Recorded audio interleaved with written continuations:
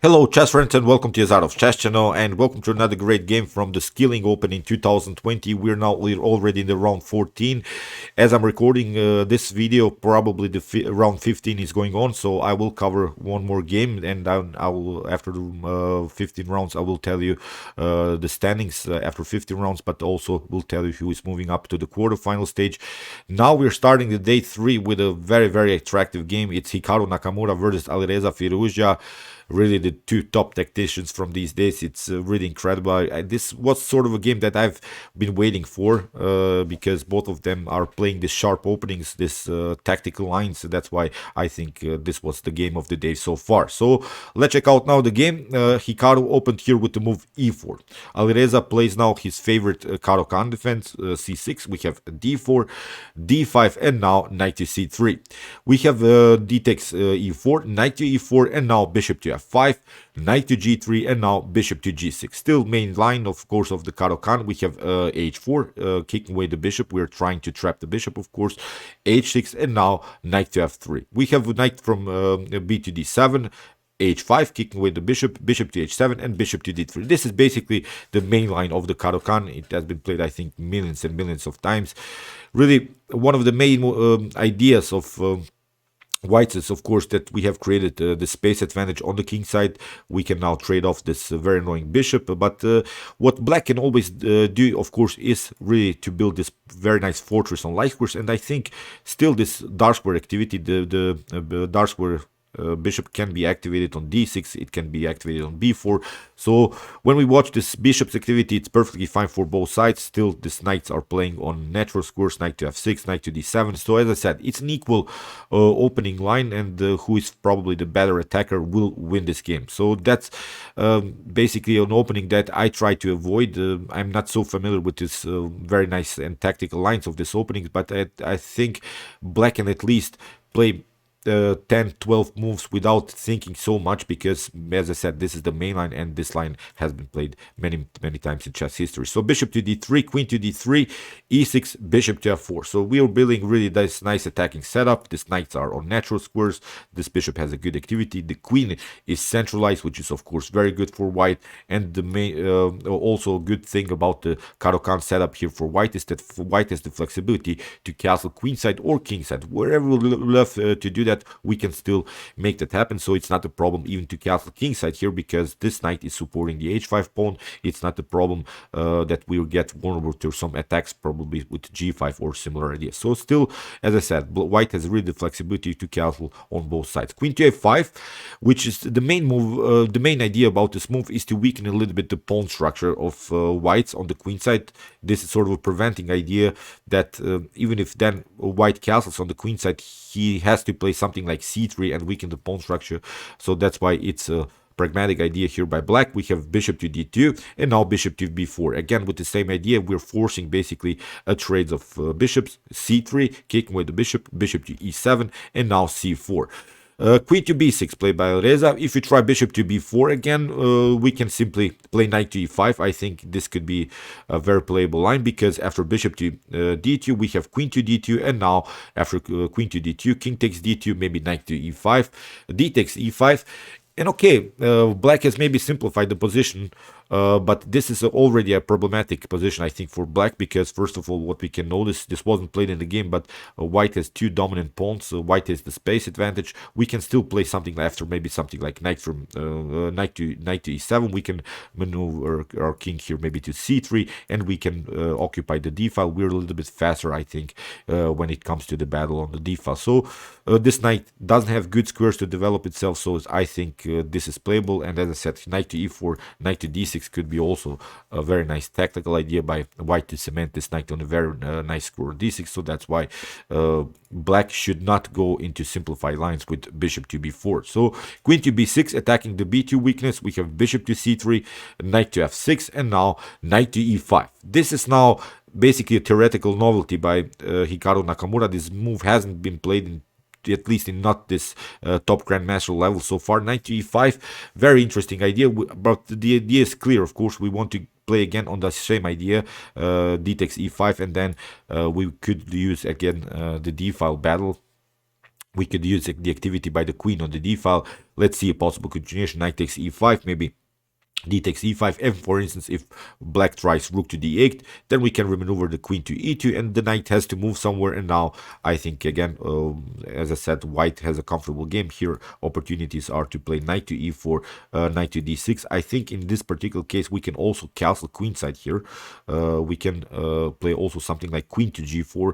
Really many great attacking possibilities. I think in this particular line, if black takes, for instance, the knight, the king is a little bit stuck in the center. So after the move knight to e5, that's why rook to d8 played by Alireza. He wants, of course, to create this tension on the d file. Now the series threat is, of course, knight takes e5 with a direct attack against the queen. So here queen to e2. We have bishop to b4 played by Alireza, and now castling. As I said, we have the flexibility to castle on the king side. Still nothing is lost here for white.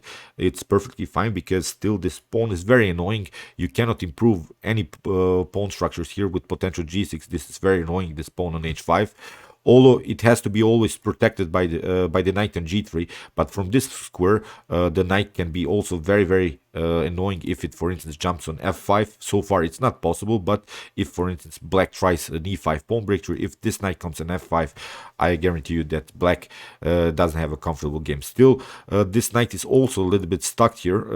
It cannot move from f6 because then the queen will come again very active into the game. So in the game, bishop to c3 played by Alireza, a natural idea to simplify further the position. B takes c3, castling was played, and now rook to b1.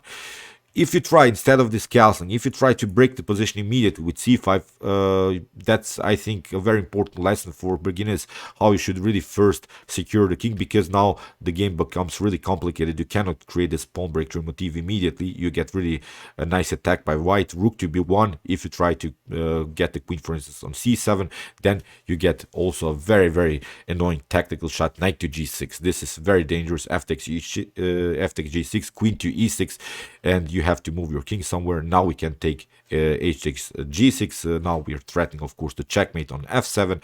You have to play something like knight to b6, but now knight to e4 is very dangerous, because even if you try queen to e7 to cover everything, then we have a nice tactics, knight takes c5 with knight takes e6 ideas. So probably you will be forced to trade off the knights, knight to e4, queen to e4, and maybe something like queen to e7. But now queen to f3, again, very dangerous. If you try queen to f6, we'll again take out this pawn. So as I said, this is really the lecture how you should first secure the king, not push the pawns when you don't secure the king immediately. As I said, after the move b takes c3, we have castling now by Alireza, and now rook to b1. Again, a similar idea here by Hikaru Nakamura. Queen to c7, we have f4, supporting, of course, our very important knight on e5. We have c5 now. You see, now it's time to break the center when the king is secured. Queen to f3, attacking, of course, here the b7 weakness in the game. Knight to b6 played by Alireza, and now rook to d1. Here, knight from f to d7 was played. We have a knight to e4. Very risky idea here by Hikaru Nakamura, because in this particular position, I think after c takes d4, which is of course the natural move, and c takes d4, Alireza makes maybe a slight inaccuracy with the move f5. This wasn't the best move. Probably the best way here is simply to take knight takes e5. We have f takes e5, and now we can take out this pawn. We have grabbed the pawn, and now if you try something like knight to d6 to attack the queen, we can at least grab another pawn. Okay, we have lost, I think, a little bit the battle here around the b7, but at least we have provoked some weaknesses. The d4 is also a long-term weakness. We can hang on to this position. I think in this particular case, Alireza could go maybe into a drawish line, but he made now the move f5, which gives now Hikaru the opportunity to equalize the game again. Knight to c5, we have knight takes c5, d takes c5, and now queen to c5, king to h2. Still the position is equal, but of course white has this very annoying centralized knight. White is controlling the center of the board. You cannot play really knight takes c4, then you're vulnerable to some rook to c1 ideas, pinning the knight. So that's why Alireza retreats. Queen to c7, and now a4. We want to kick away further this knight in the game. Here rook to d1, and now comes the move rook to d8. Please now pause the video and try to see now the best continuation here for white. As usual in these games, we say test your might in chess. Try to see now really a great continuation that Hikaru, of course, immediately saw. We know that Hikaru is a great tactician. He sees simply this kind of things. Pause really the video, take your time and find now really the winning continuation, and it's really a great tactical shot, of course, by Hikaru Nakamura. It's the move queen takes b7. Really nice deflection motif, deflecting the rook from the defense of the defending the queen from the defense of the rook, because now after queen to b7, really forced line, we have rook takes d8.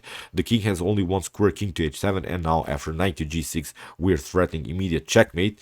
That's why you have to play queen to c8, giving the queen back, rook takes c8, knight takes c8, and now we have a very nice pass pawn, c5, cool move again by Hikaru Nakamura.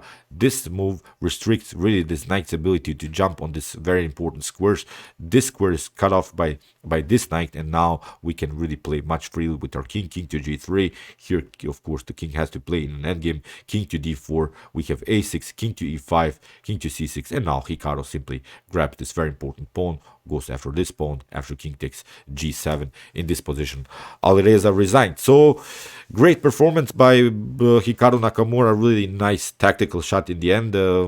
As I said, after this one, Hikaru Nakamura took the lead together with Magnus Carlsen. I'll cover, as I said, one more game from this tournament, from the round 15. Then I'll tell you also who is moving up in this quarterfinal stage. So far, this was really a great game from the day 3. If you want to see more games from this tournament, check out my playlist, The Skilling Open. Here's the link. And if you want to see maybe the best chess games played by computers, here's also the link, the best chess games of engines. And if you like my content, you can also subscribe to my channel. See you soon with some more videos, and chess is the best, of course.